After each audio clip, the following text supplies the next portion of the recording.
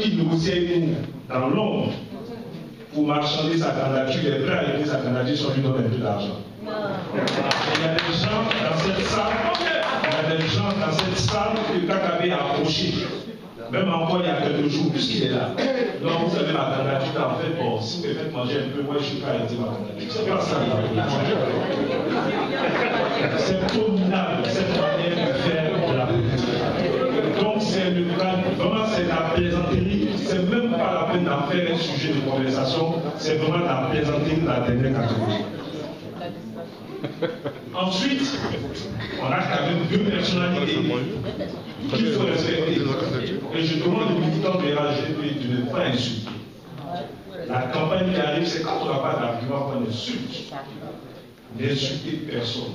Nous avons avec nous le bilan, nous avons avec nous le leadership d'un homme qui s'appelle Alassane Ouattara. Nous ne sommes pas candidats contre quelqu'un. Le président Alassane Ouattara, avec le RHDP, est candidat pour la Côte d'Ivoire. Nous avons pris des engagements vis-à-vis des Ivoiriens en 2010. À l'espace de siècle, un état fait normal que nous puissions aller ensemble aux Ivoiriens. Voici les engagements que nous avons pris. Voici ce que nous avons pu réaliser. Et les autres Ivoiriens de nous renouveler par leur confiance.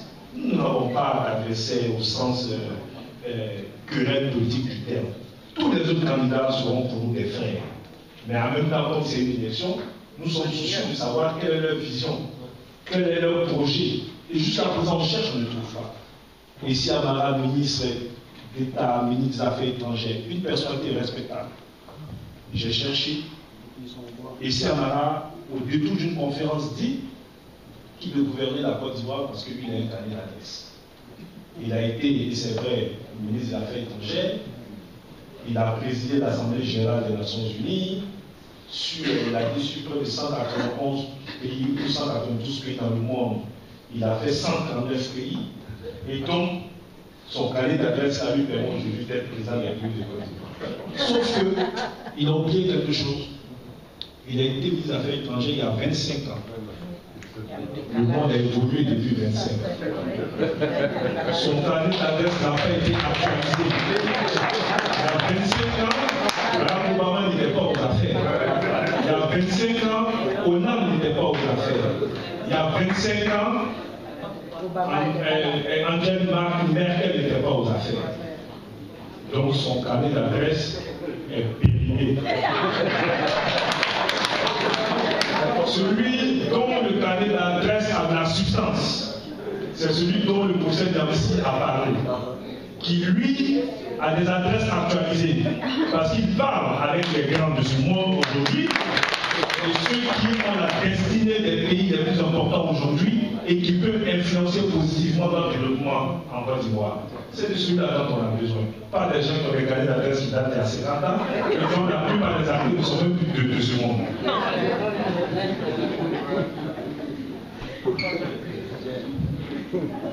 Le Premier ministre Bani, quelqu'un qui est aussi respectable, Premier ministre de notre pays, et il faut le respecter. C'est un aîné. On a cherché aussi quel était son projet. Je le dis maintenant pour les aider aussi à construire des projets. Vous dites que jusqu'au jour d'aujourd'hui, à 4 mois d'élection présidentielle, on n'a aucune visibilité sur leur vision et leur ambition de la Côte d'Ivoire. Bani, c'est moi qui le dis. Tout le monde s'accorde à dire qu'il a un ego surdimensionné. C'est lui Bani. L'héritier.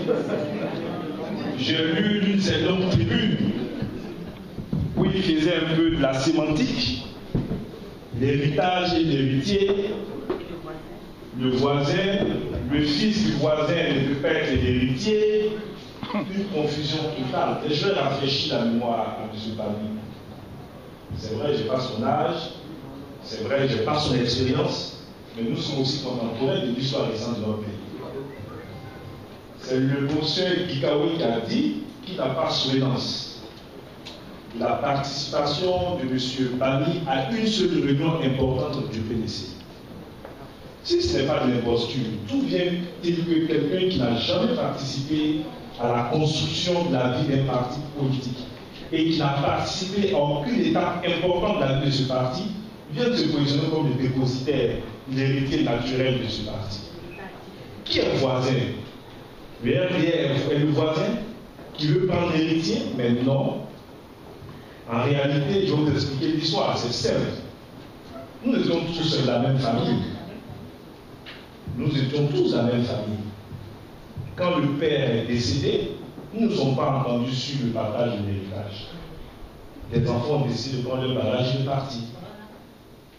Le RDR, le DPCI, on décide de prendre le barrage et de partir. Parce que nous ne sommes pas arrivés à nous entendre sur l'héritage du père commun. Mais après, nous nous sommes rendus compte que même en partant les uns ou en restant pour les autres, personne n'a pu bénéficier, aussi bien ceux qui sont restés que ceux qui sont partis, personne n'a pu bénéficier réellement de l'héritage de notre père qui était au feu. Nous avons décidé de nous retrouver dans la même maison pour préserver le peu qui restait encore de l'héritage de notre père, mais mieux faire en sorte que cet héritage-là puisse s'accroître. Il n'y a pas de voisin, le voisin c'est lui. Parce que s'il y a un voisin qui veut venir prendre l'héritage de notre père, c'est lui le voisin, parce qu'on ne l'a pas connu. On ne sait pas où il était. Il ne suffit pas seulement de s'appeler Bani et d'être de Yamoussoukro pour s'auto-proclamer héritier d'Oufouani. Ça, c'est un fond tribaliste. L'héritage d'Oufouani, c'est tous ceux qui, pendant cette décennie, d'une manière ou d'une autre, ont contribué au plan d'Oufouani à faire de notre Côte d'Ivoire cette Côte d'Ivoire moderne. J'ai terminé pour laisser la parole aux représentants donc, du parrain. L'actualité oblige. Le président Anaki Kobina, qui est un aîné que j'apprécie beaucoup, avec qui j'ai des relations très fraternelles, a fait une sortie qu'il ne faut pas laisser passer. Il a fait une sortie pour dénoncer un peu le complot contre lui. Le RDR, la présidence de la République, serait donc à l'origine du complot contre lui. Il a dénoncé le déséquilibre au niveau donc des réglages au sein du RHDP. Mais en le lisant, j'ai fait des exercices et je vous invite tous à faire des exercices. Finalement, il faut qu'on ait un débat français, il faut qu'on ait un débat sur la démocratie dans notre pays et sur la légitimité de ceux qui veulent incarner le leadership politique dans notre pays. C'est vrai qu'avec les médias, tout le monde peut parler. Mais quel est le poids véritable des uns et des autres? Je ne parle même pas seulement d'Anaki Kobina, je parle même de Mamadou Koulibaly. Je le dis à une chaîne étrangère, mais ce monsieur est surmédiatisé par rapport au poids réel qu'il représente. Mamadou Koulibaly s'est présenté aux élections législatives à Koumassi, il a eu 2% à Koumassi. Il a eu 2% à Koumassi, qui est une sous-localité de la Côte d'Ivoire.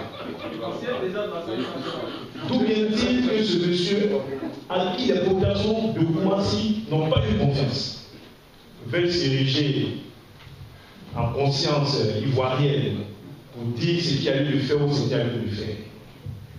Mais c'est le cas pour le président Anaki. Lors des élections passées, ils ont eu 2%.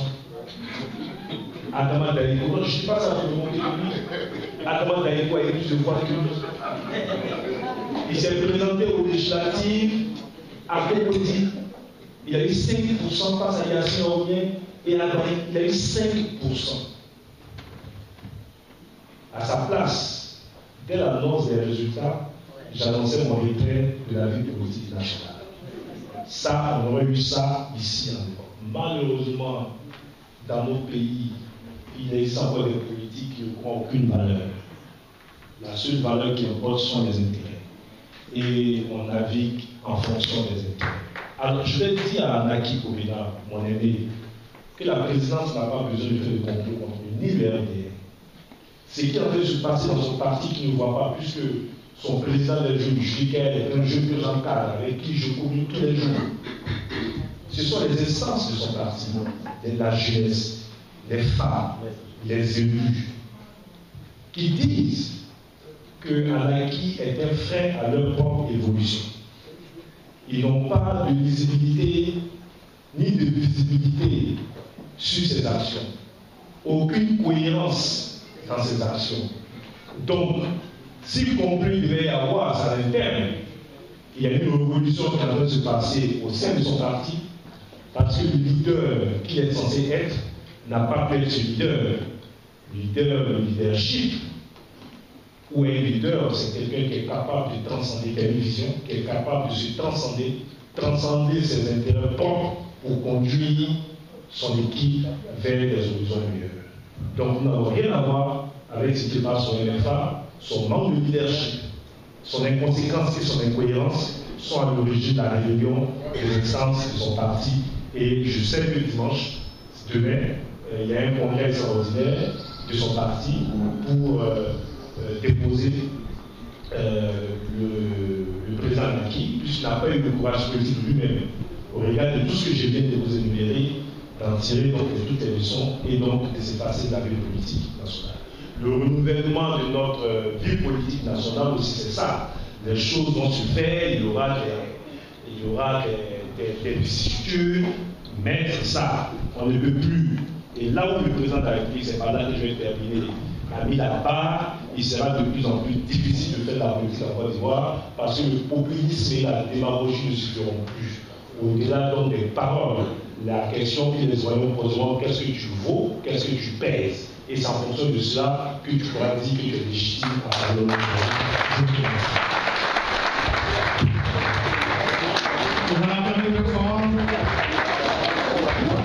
Monsieur Touré Mamadou, sur l'action du président de la République. Merci beaucoup. L'action, que pour l'action en Côte d'Ivoire, c'est par les actes.